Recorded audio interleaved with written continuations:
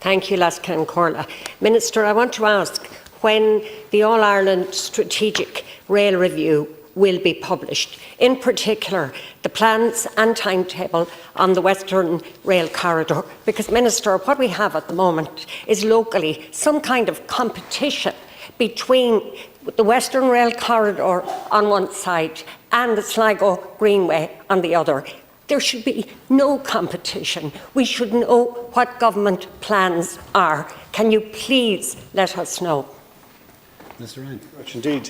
As the Deputy is, I'm sure, aware, the All-Ireland Strategic Rail Review has been undertaken by my department in cooperation with the Department of Infrastructure in Northern Ireland. The review will inform the development of rail on the island of Ireland in the coming decades to 2050, in line with net carbon zero targets in both jurisdictions. Work on the review is now at an advanced stage, and a draft report was published for the Strategic Environmental Assessment public consultation in July of last year. The draft report makes 30 recommendations for the rail system across the island out to 2050. Implementation of these recommendations will result in substantial improvements in the capacity, speed, frequency and reach of the rail system. Journey times by rail will be much reduced, and frequency would increase to at least hourly between cities and every 2 hours on rural and regional routes. The network would be decarbonised, including the development and revival of rail freight on the existing network, and also involving the electrification of the intercity routes. There would be the rehabilitation of disused lines, as well as the new lines to the North Midlands and North West, increasing the size of the rail network, widening accessibility and connectivity through rail. As part of the draft review, work on the reopening section of the Western Rail Corridor between Athenry and Claremorris is considered and is due to start before the end of this decade. All of this would at least double the market share of rail and enable it to be a stronger backbone of a sustainable public transport system for the people of Ireland.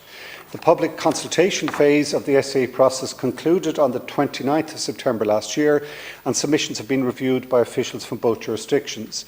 It's expected that a final review, taking account of the comments raised in the consultation, will be submitted for government approval in both jurisdictions shortly, and that the final review report will be published immediately thereafter. I expect that to be concluded before summer recess here. That depends, obviously, because we have to coordinate with our colleagues in Northern Ireland, but it's my intention to publish it and approve it as soon as possible, and then to start the delivery process. Thank you, Minister. I have here a long list of questions and replies going back to September 2021, nearly 3 years ago, Minister, where you told me that the review was scheduled to be completed within 12 months. I have November 2021, December, October 22, and you keep telling us that the review will be published shortly. This is going on for over 3 years. I know there was a short delay because of what was happening in Northern Ireland, but that's no excuse, Minister. There's huge uncertainty about what's happening with the Western Rail Corridor. You mentioned to Athenry. Is that your plan? Can you give us any indication of what may be in this rail review? Do you propose going further than Athenry? Because, as I said, there is a competition which is crazy between the possibility of building the rail corridor and greenways. We need to get that sorted. And I just want your view on the Sligo Greenway. Minister to respond. Firstly, it wasn't a short delay due to the absence of administration up north. I wish it had been a short, but it took a long time. But 3 years?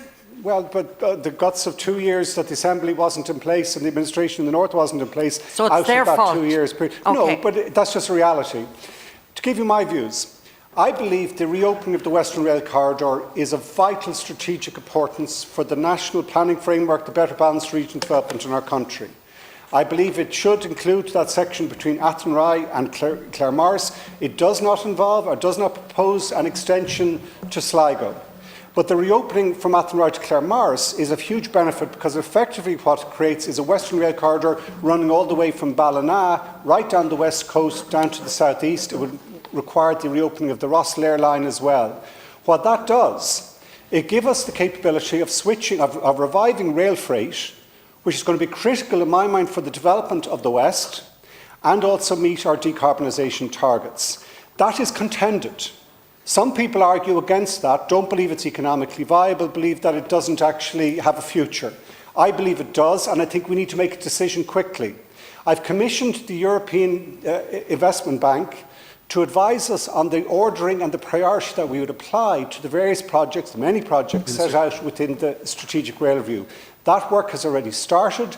As soon as the review is published, that will help us to start making investment decisions, in my mind, that favour the West, favour decarbonisation and the revival of rail freight, which also then allows passenger services to follow. That will be a political decision. There are other political parties who have different views on that possibility, and I think that should be the centre of our discussions, because it will be the allocation of funding and the timing of the projects that will be key. I believe the Western Rail Corridor should be given first and top priority. I'm delighted to hear it. And Minister, I haven't heard any political party or any politician argue against it. Nobody.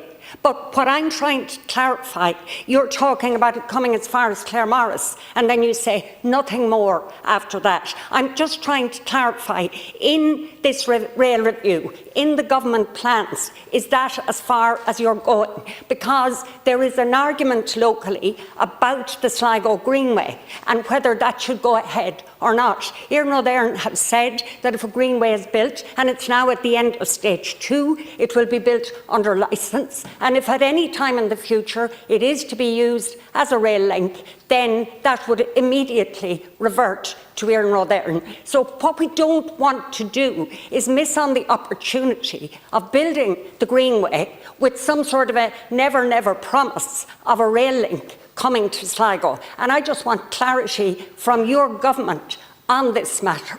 Thank you, Deputy. Last word to the Minister. Here in my position for the last 2 years, and particularly since the publication of the review, it does not include the extension of the rail corridor from Claremorris northwest to northeast towards Sligo. I believe that that then makes the very strong case for the development, the use of that line as a greenway, as you suggest, and the benefit of that is it would be able to hold a line that if in some future date it was needed to be as part of this rail revival, the line would be there in place. So yes, I do believe that we should be looking at the use of such a line as a greenway, that it's not going to be included in the plan as a railway line, and therefore that makes sense. But come back to the earlier issue where I said there are different views.